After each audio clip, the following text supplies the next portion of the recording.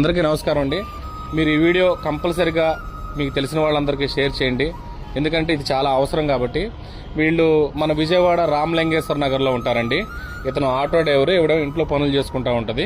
అయితే వీళ్ళ పాపకి 11 సంవత్సరాలండి. ఆ పాప డాబా మీద ఉన్న బట్టలు ఆరేసిన బట్టలు తీసుకురావడానికి వెళ్ళినప్పుడు ఆ బట్టలు లాగినప్పుడు పిల్లర్ వచ్చేసి డైరెక్ట్ గా పాప మీద పడిపోయింది. పడిపోవడం వల్ల ఈ చెవు కట్టయిపోయింది. తర్వాత ఈ బోన్స్ అన్ని ఇరిగిపోయినాయి, చెయ్యి ఇరిగిపోయింది, కాలు ఇరిగిపోయింది, ఎడం వైపు అంతా మొత్తం. తర్వాత ప్రస్తుతానికైతే ఊపిరి కూడా తీసుకోలేని పరిస్థితిలో ఉంది. ఇక్కడ విజయవాడ మన రెయిన్బో హాస్పిటల్ అయితే ఉన్నారు. వాళ్ళ స్తోమతకు తగినంత ఇప్పటికీ ఒక 4 lakhs 5 lakhs దాకా ఖర్చు పెట్టారు. ప్రస్తుతానికి వాళ్ళకి స్తోమత లేదు. మనందరం ఒక టిఫిన్ చేసేంత ఖర్చు కాదు, మీకు తోచినంత సహాయం చేస్తారని మనస్ఫూర్తిగా కోరుకుంటున్నాను.